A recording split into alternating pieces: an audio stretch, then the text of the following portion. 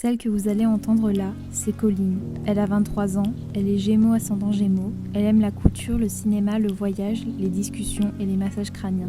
Depuis mon entrée à la fac, elle m'a appris énormément de choses et j'ai beaucoup évolué à ses côtés. Il était important pour moi qu'elle soit l'une des premières interviewées sur le podcast Héroïne. À mon micro, elle parle d'un sujet sensible, rarement évoqué, le deuil.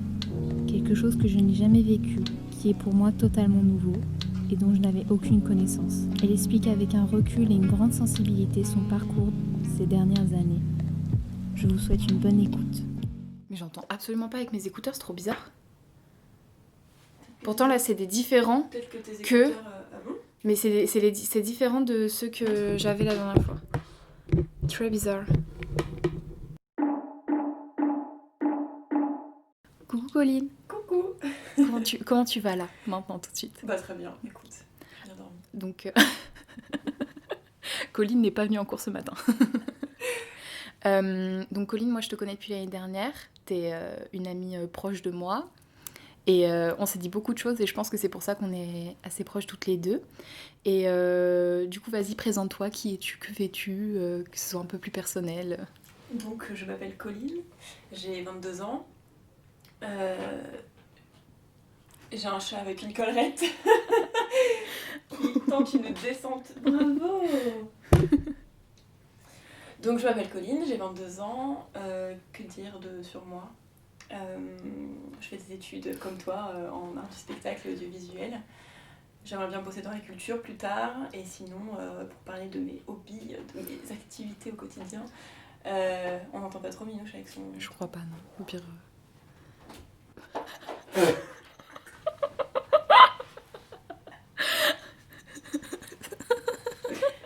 C'est bien mon bébé. Bravo. Si tu aurais pu monter sur la chaise. J'espère qu'on n'entend pas beaucoup. Tant pis. Du coup, pour parler de mes hobbies, je fais de la couture, j'aime bien les animaux, et que dire d'autre ? Je ne sais pas. De toute façon, la couture, on en parlera dans un autre épisode. Je t'ai demandé de venir pour le premier épisode de la première saison, parce qu'un des premiers trucs que tu m'as dit de personnel quand on s'est rencontrés, c'est le décès de ton père, et tu l'as dit avec un naturel assez fou. Et j'ai jamais connu de personne qui avait vécu un deuil proche de lui.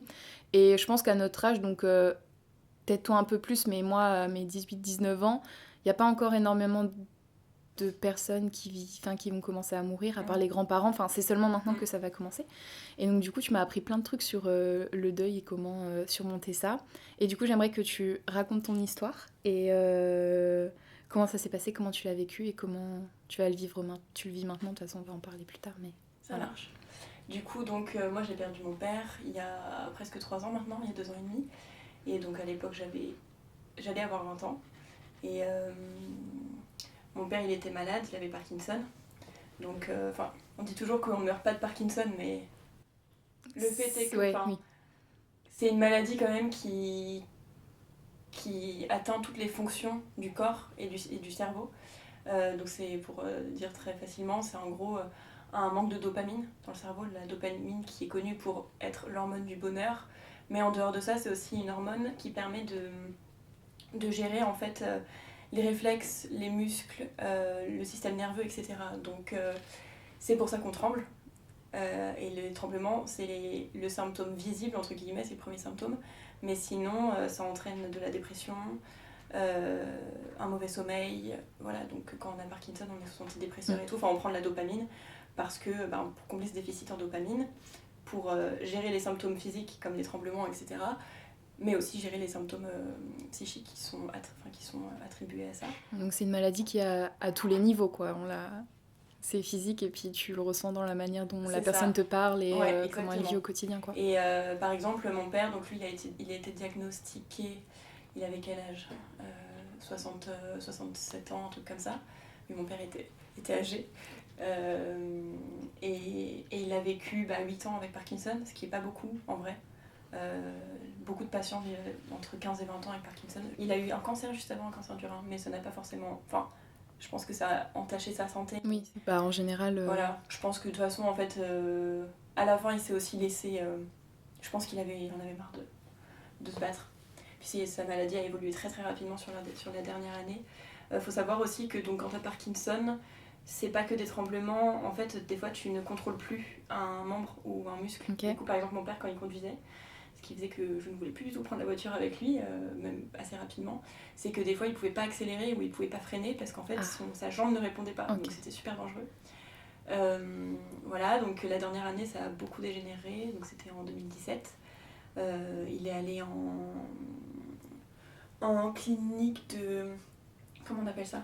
Pas de la réhabilitation, mais c'est de... Comment on appelle ça quand tu fais de rééducation. T'as vu ce petit geste? Donc de rééducation. Donc il était avec pas forcément des personnes âgées, enfin il était dans un service gériatrique, mais sinon il y a plein de gens, genre des gens qui ont eu des accidents et tout, qui n'a pas vraiment marché. Ensuite de ça, il est allé dans une MARPA, qui est une sorte de maison de retraite, mais dans laquelle en fait t'as ton autonomie, t'as un appartement. Okay. Tu peux venir ou pas au repas en collectif, mais sinon t'as une cuisine, enfin vraiment t'as ta salle de bain, ton appartement. T'es juste dans un endroit qui est pas médicalisé, mais où il y a des ambulances qui peuvent venir pour t'emmener à l'hôpital pour des examens, etc. Okay. Le seul critère pour y rester, c'est d'être autonome, de ne pas tomber. Ouais. Sauf que Parkinson, au bout d'un moment, tu tombes beaucoup. Les membres ne répondent plus en fait, donc tu tombes beaucoup. Mon père refusait d'utiliser le déambulateur, alors que c'était une grande aide en vrai, et du coup il est beaucoup tombé. Et donc il est allé en clinique tout court. Okay. Au départ il voulait aller en maison de retraite, finalement il n'a pas eu le temps d'y aller. Parce qu'en fait au moment où il est parti de la MARPA, c'était genre, je dirais début avril et fin mai il est décédé, donc c'était super rapide.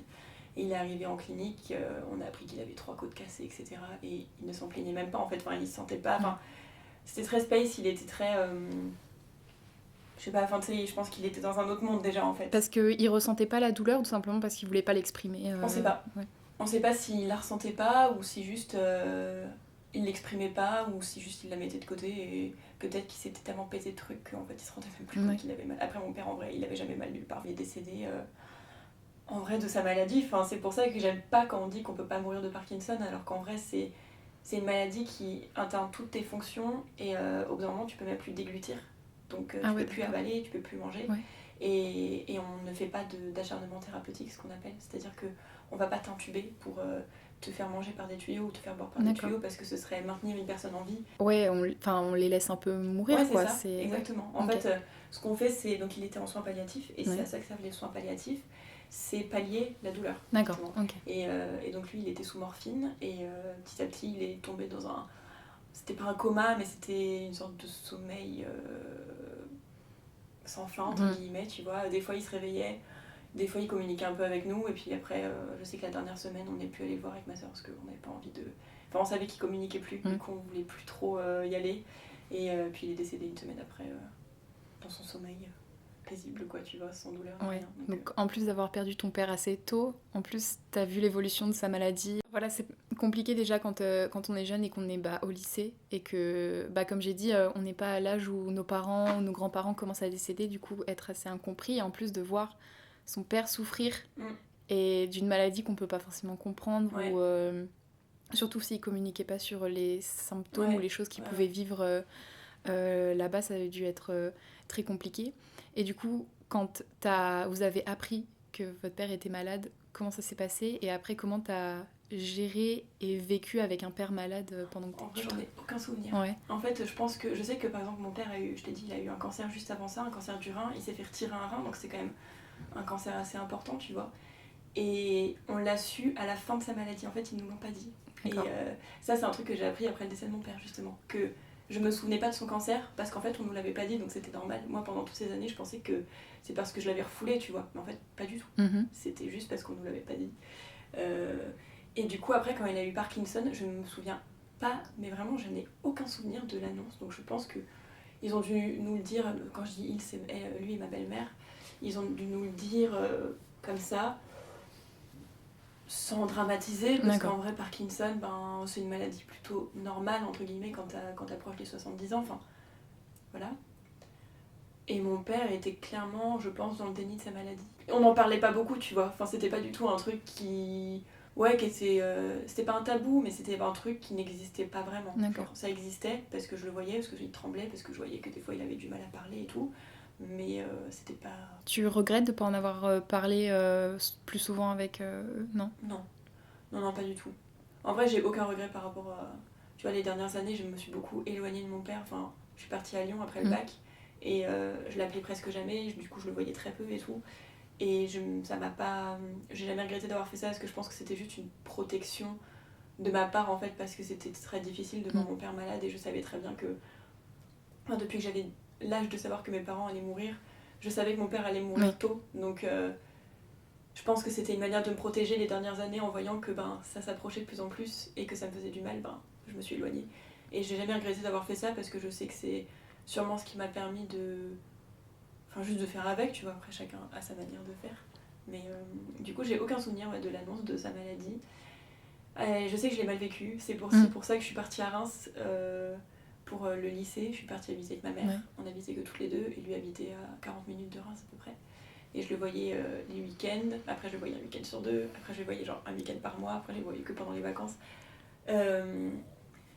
Je le vivais assez mal parce qu'en fait il était à la fois un peu dans le déni de sa maladie et en même temps des fois il pouvait me dire, me parler comme ça qu'il allait mourir de manière hyper détachée et comme si c'était pas grave. C'est horrible de dire ça à son enfant. Oui, c'est hyper violent, ouais, c'est vrai. Donc ouais, c'était un peu compliqué. Mais en vrai, la dernière année, tu vois, j'ai pas de mauvais souvenirs. Enfin, c'était difficile. En vrai, maintenant, je me rends compte à quel point c'était hard quand même, tu vois, de savoir que son état de santé, sa maladie avançait autant. Mais je crois qu'on s'en rendait pas compte, tu vois.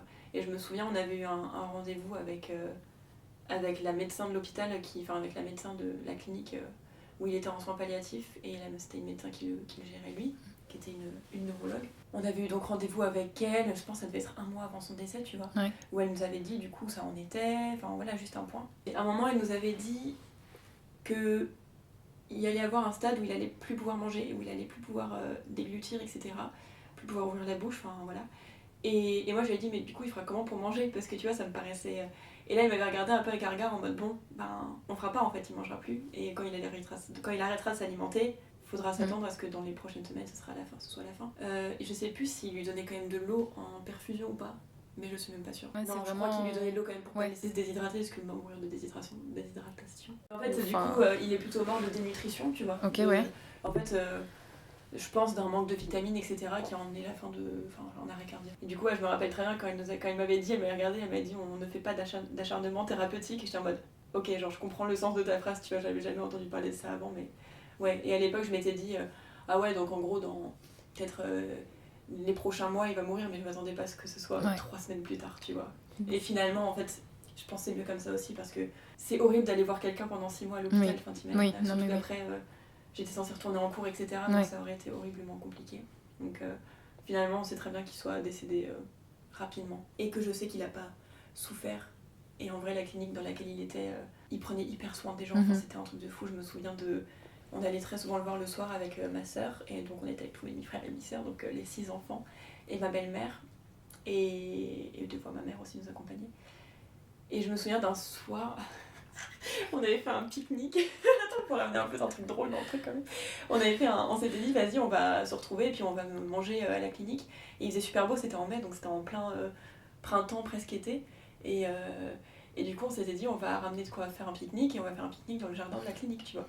Et on s'était vraiment fait un pique-nique à 4 avec ma soeur, ma demi-sœur et ma belle-mère dans le jardin de la clinique vers 21h. Les vieux, ils dormaient, tu vois. Du coup, il fallait pas trop parler fort et rigoler. Et on a pris des photos, je me souviens des photos, vraiment, c'est... Ma sœur avait devant ses yeux des bouchons des bouteilles pour faire des gros yeux et ma belle-mère elle avait une baguette dans les mains et on faisait des têtes de merde. Enfin, c'était vraiment... Et on rigolait vraiment, genre c'était pas de la tristesse, c'était juste on était morts de rire de faire nos petites photos rigolotes et puis on se marrait bien, tu vois. Comme quoi, y a pas non plus une espèce de fatalité dramatique, tu vois, qui te fait pleurer tout le temps. Enfin, en vrai, on a beaucoup pleuré pendant ce mois-ci, mais il y avait aussi beaucoup de larmes de beauté et de poésie, enfin, de rapprochement, des trucs de, tu vois, de juste... Enfin, c'est vraiment de la pureté, tu vois. Il n'y a pas plus... J'ai jamais vécu des sentiments aussi purs que pendant ce mois-ci, avec ma famille, avec mes frères et sœurs. Mais c'est aussi ce que j'ai appris quand tu nous racontais un petit peu, et puis même quand d'autres gens ont pu m'apporter leurs témoignages pendant l'enterrement et tout, c'est vraiment, même si c'est un moment d'extrême douleur, c'est quand même un rapprochement avec la famille, et puis redécouvrir des gens et des personnalités, et puis dans le malheur quand même être heureux. Je sais que quand mon grand-père est décédé, quand je venais de naître, De ce que j'ai compris, le repas après l'enterrement, c'était la grosse éclate. Enfin, même s'il y avait une part de tristesse, ma famille était réunie, il n'y avait pas de problème à rigoler aux éclats. Enfin voilà, c'est un truc que je retiens aussi. Et ça déculpabilise, je trouve aussi, le deuil du fait qu'on a l'impression aujourd'hui que si t'es en deuil, faut que tu sois triste. Tu peux être triste, enfin, il n'y a vraiment pas de souci, mais tu peux aussi être indifférent ou alors... Enfin, chacun le vit comme il veut, en fait. Et puis, c'est important de voir des gens aussi qui rigolent dans ça, parce que sinon, on devient fou, je pense. Complètement. Je pense aussi, tu vois, il y a un truc, je me suis toujours dit que moi, mon deuil, je le vis de cette manière, aussi parce que mon père était âgé et qu'il est mort d'une mort naturelle, finalement. Enfin, c'était dans l'ordre des choses qu'il meurt... il allait avoir 75 ans. C'est assez jeune quand même pour mourir, mais je veux dire, c'est quand même un âge où tu peux mourir, quoi. Donc il y a aussi ce truc-là de savoir que c'est naturel, tu vois, et qu'on s'y est quand même préparé, même si ça n'atténue pas la douleur d'après. Quand on parle de deuil, tu vois, il y a toujours ce truc de... Dans les premiers temps, quand t'annonces le décès, surtout quand c'est un de tes parents, les gens autour de toi ils savent pas trop comment réagir, normal. Même moi, je saurais pas trop comment réagir. Je pense un peu mieux maintenant, parce que je sais comment je l'ai vécu et comment je le vis, mais c'est difficile je pense, d'être aux côtés de quelqu'un qui vient de perdre un parent. Enfin, en tout cas, une personne très très proche. Et du coup, les gens s'attendent toujours à ce que tu ailles très mal, etc. Dans les premiers temps, c'est cool en vrai, parce que du coup, c'est vrai que tu vas pas bien, sauf que tu t'en rends pas forcément compte. Et les gens sont là pour toi. T'as quand même... Enfin, moi, j'ai eu une grande présence après, de ma famille, de mes amis, quand même de mon copain de l'époque, même si je rêvais plus, mais ça, c'est une autre histoire. Et je pense que le plus compliqué, tu vois, c'est qu'en fait, après genre 6-7 mois, les gens forcément ne peuvent plus être autant là pour toi qu'avant, parce que c'est normal, c'est aussi la...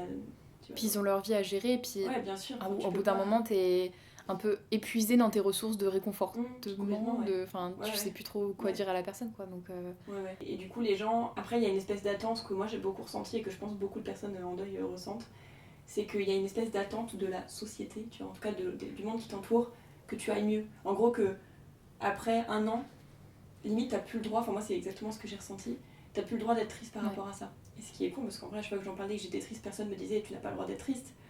Mais limite, moi je me le suis dit, tu vois. C'est le ressenti un petit peu, je pense qu'on peut avoir, ou même se culpabiliser de se dire ah, mais ça fait longtemps, je devrais pas être triste, je devrais arrêter d'en parler, sinon je vais être encore plus triste, alors qu'en vrai, t'as le droit de ressentir une émotion, même si ça fait 15 ans. Ma grand-mère, quand elle a perdu son compagnon, ça doit faire au moins 3 ans, et je pense qu'elle est toujours aussi triste quand elle en parle, quoi. C'est un travail psychologique à faire sur soi, mais aussi il faut pas faire culpabiliser quelqu'un parce qu'il en souffre encore. Complètement. Et ça, c'est un truc, tu vois, chez moi, ça a été un grand parcours de légitimer ma tristesse et ma souffrance par rapport à ça, qui est venu très tard en fait. Enfin, je me suis rendu compte, tu vois, juste après le décès de mon père, en vrai ça allait pas trop bien, mais ça allait, tu vois, comparé à ce que j'avais pensé de comment on allait après un décès, tu vois. Ça allait. Je suis partie en vacances, j'ai passé des trop bons moments. Et en fait, c'est aussi les difficultés de la vie, parce que financièrement ça a commencé à être très très compliqué, donc ça, tu te reprends le retour de bâton en mode bon, c'était pas suffisant de perdre mon père, en plus je suis obligée d'avoir des autres soucis. Et moi, c'est vraiment des mois plus tard que c'est arrivé où en fait j'ai vraiment cru que j'allais m'effondrer, tu vois. Et en fait, non. Parce que voilà, finalement, on a de la ressource, tu vois. Et puis que j'ai quand même toute une famille autour de moi, ce qu'il faut pas négliger. Mais t'as quand même une espèce d'attente de la. Tu sais, dans ces étapes du deuil, je sais pas, je pense que tout le monde en a déjà entendu parler, on dit toujours qu'il y a 5 étapes. Que la première, c'est le déni. Après, t'as. Il peut y avoir la colère, l'acceptation, le machin. Et t'as un truc qui s'appelle même la négociation. Genre, oui, ok. Mais franchement, c'est pas du tout des trucs que j'ai ressentis, tu vois. Et d'ailleurs, pour parler du podcast Mortel, il y a un épisode qui m'a tellement aidée, et c'était genre, je l'ai écouté il y a 1 an, donc sur le deuil, et il m'a vraiment... C'était des choses que je savais déjà, que je pensais déjà, que j'avais déjà vécu, mais le fait de l'entendre, et d'entendre un professionnel en parler, et en disant, les 5 étapes, c'est de la merde, personne ne s'y retrouve en vrai. Et en plus, à chaque fois, on donne une espèce de durée pour chaque étape. Genre le déni, à peu près 3 semaines. Non, moi j'ai pas vécu de déni en vrai, parce que c'était normal. Et puis tu l'as vu, c'est... Et j'appelle pas ça du déni, à la limite j'appelle ça de la stupéfaction, genre t'y crois pas trop parce que tu te dis ouais bon, mais en fait je savais très bien qu'il était mort et genre c'était pas un truc que je remettais en question, tu vois. Donc ouais, ce podcast là, l'épisode sur le deuil, ça m'a grave ça m'a grave aidée en vrai. Genre, je pense que j'ai pleuré pendant tout le podcast, tu vois, et pendant 1 heure après, mais c'était vraiment des larmes d'évacuation en mode putain, ça fait du bien parce que c'est la première fois que je me sens légitimée dans mes sentiments et mon ressenti par rapport à ça. Puis c'est la représentation aussi, parce que si on n'en parle pas en fait du deuil, on peut pas savoir comment ça fonctionne, et comme je pense qu'il y a autant de deuil qu'il y a d'humains sur Terre, et donc du coup avoir peut-être un petit peu d'éléments qu'on pioche quelque part, et ben ça fait du bien de savoir qu'on est compris et qu'on n'est pas les seuls à avoir ressenti ça, quoi. Donc du coup donc on a parlé un peu des émotions que tu avais ressenties, et puis au final tu l'as quand même assez bien accepté, et puis même si t'as vécu des moments compliqués, c'est la vie, quoi. Et puis maintenant t'en parles avec tellement de légèreté, comme j'ai dit, et puis c'est important quand même, parce que ça met la personne qui ne le savait pas dans une position un peu en mode ah d'accord, je sais pas. C'est compliqué, on en avait parlé avec Justine, donc qui est une amie en commun, toutes les deux, en mode quand tu nous l'as annoncé comme ça au détour d'une conversation, on était un peu d'accord, qu'est-ce qu'il faut que je dise? Alors que je pense que quand on en parle aussi facilement, c'est que ça va. On va pas, tu vas pas t'effondrer en larmes et tout. Ouais. Bah ça m'arrive, hein. Oui, bah c'est pas un problème. Et puis c'est juste que pour des gens qui ne l'ont jamais vécu ou qui n'ont jamais entendu quelqu'un le dire comme ça, c'est hyper étonnant, mais en même temps c'est rassurant de se dire qu'on peut s'en sortir d'un deuil, quoi, parce que la mort ça fait peur à tout le monde, surtout quand on n'en parle pas. Et je sais que Mortel, c'était agréable de l'écouter, parce que même si j'avais pas spécialement peur de la mort, c'est pas un truc qui m'empêche de dormir la nuit, à part ma propre mort, quand je t'en avais parlé, c'est un truc qui me fait peur, mais je sais que mon entourage va mourir un jour, même si par exemple le décès de ma grand-mère paternelle, j'ai pas trop envie qu'il arrive. Je pense qu'il y a des personnes qui vraiment... genre, j'ai conscience que mon père demain peut mourir dans un accident. Puis j'ai conscience que demain, ma mère, elle peut tomber en courant et puis se faire une mauvaise chute, quoi. C'est plus de ma mort dont j'ai peur. Mais c'est vrai que avoir des représentations comme ça fait du bien. Et d'écouter le podcast, on se dit, de toute façon, tout le monde meurt. À un moment donné, il va falloir que je passe par cette étape dans ma vie. Et que c'est obligé et que je le vivrai comme je le vivrai. Et du coup c'est bien, mais je voulais savoir quelle leçon t'en retenais du coup à la fin, parce qu'en plus le décès de ton père il est particulier, comme j'ai dit, tu l'as vu évoluer et tout, t'avais des études. Oui, quand il était malade, j'étais au lycée et tout, et donc du coup c'est compliqué de gérer avec ça, mais qu'est-ce que tu retiens d'aujourd'hui?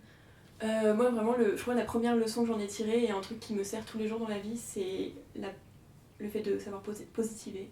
Parce qu'en fait je me dis toujours, si j'ai réussi à tirer du positif du décès de mon père, je suis capable de tirer du positif de tout. Rien, il y a du positif partout, tu vois. Et je me dis vraiment, tu vois, quand j'arrive à dire que finalement le mois de mai où il est décédé, pour moi c'est un beau mois, c'est des bons souvenirs en vrai. Genre, ça paraît improbable dit comme ça, même moi quand je l'ai dit, je me dis waouh, c'est chelou de dire quand même que le mois du décès de ton père c'est un bon souvenir. Mais en vrai c'est un bon souvenir parce que c'est des souvenirs de... Tu vois, c'est un truc qui complètement qui te surpasse tellement, qui est super flippant, mais en même temps j'ai eu la chance aussi d'être entourée de ma famille, et puis qu'on ait quand même une espèce de cohésion, mais ouf, à ce moment-là, et qu'on n'avait jamais ressenti, parce qu'avec mes demi-frères et demi-sœurs, tu vois, ils sont quand même grands, ils ont entre 45 et 55 ans quand même, donc on n'a jamais été aussi proches. Avec ma sœur aussi, on a eu une énorme cohésion à ce moment-là, je pense que ça nous a rapprochés comme rien n'aurait pu nous rapprocher. Et du coup, le fait de savoir positiver, même si c'est pas toujours simple, en vrai... je me rends compte que ça c'est une force que j'ai réussi à en tirer. Et je crois que c'est vraiment tout, genre c'est le seul truc, et c'est énorme en vrai. C'est une leçon genre de vie, genre, et je sais que je l'oublierai jamais ça, tu vois. Le fait de savoir mettre du positif dans tout dans la vie, et savoir que chaque chose négative a son penchant positif. Merci d'avoir écouté ce podcast jusqu'au bout. Merci à Colline pour ton témoignage et ta confiance. Si tu as aimé ce podcast, n'hésite pas à t'abonner, à mettre un j'aime ou à commenter, ou à venir me parler en DM Instagram de ton parcours ou de tout simplement ce que tu penses de mon contenu. Merci beaucoup, à bientôt, prenez soin de vous.